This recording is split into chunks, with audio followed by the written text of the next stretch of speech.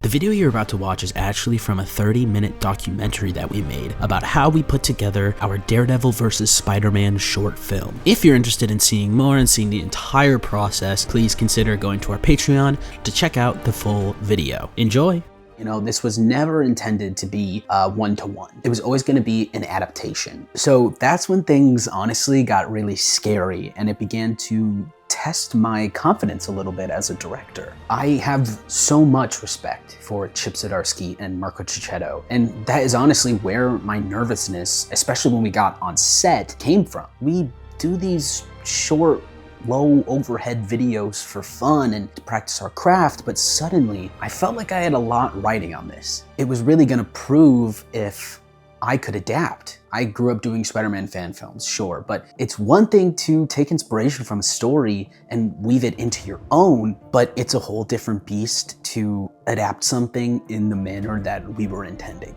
It's an incredibly daunting task to bring something like that to life, but we couldn't have had a better crew for it. Everybody really took it seriously and like it was their personal mission to not only recreate it, but adapt it faithfully. We also needed to reflect on the look of our Spider-Man. He was drawn here by the amazing artist Marco Checchetto, who right now has a very iconic Spider-Man look, the Ultimate Spider-Man suit. And so that suit is essentially just the classic suit, but it has a lot more angular and sharper features. Different eyes, the body is a lot sharper, and sometimes he has what we refer to as nipple cuts on one of the newer suits. The spider is very Ditko Romita, but once again, pointier. It's got like a more circular body, but it's got very, very pointy legs. And we felt that that was much more appropriate for our adaptation. He has a much darker blue on his costume, he has those angular features, and that's all to serve as how he feels in the story. He's a little bit more of the aggressor. Our friend Zach,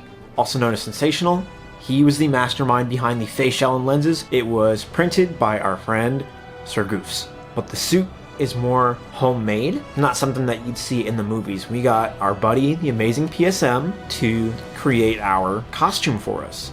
Hello, I am PSM, the creator of the Ultimate Spider-Man 2024 suit. The fabric choices that Michael and Ed set me up with were really nice.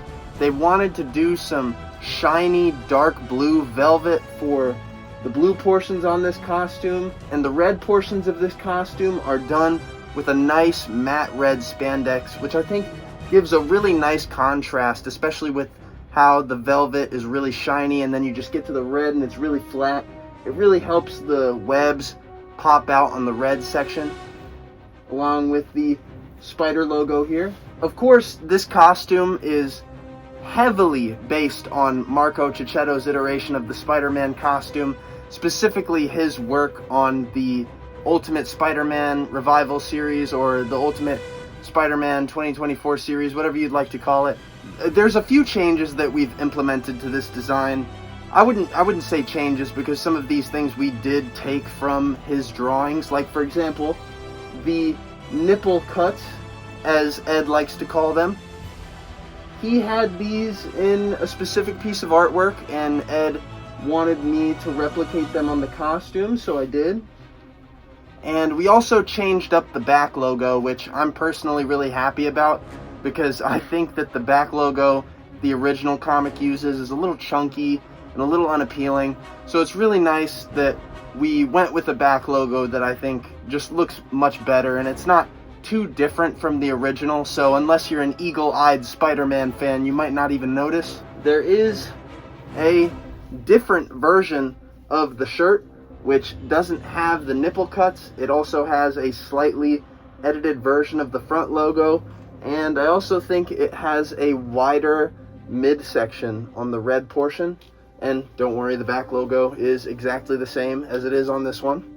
I would also like to credit my good friend Eggsomnia on Instagram, who helped me out with the pattern for this mask. He gave me his own design so that I could use it in future work, and the only catch was that I had to promise to credit him every time I used it. So thank you so much to Egg. He is a costume making genius, and in fact you should go check him out too. Cinematically, it's gorgeous. It's very pinkish red, it's a velvety blue.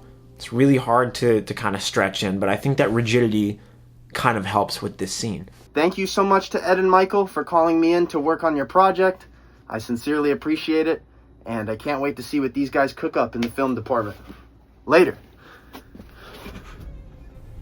Do you want to see a 30-minute documentary on how we made this? Go over to our Patreon and you can grab it for $10, which helps support the channel and continue to pay our future casting crews. See you in the next one.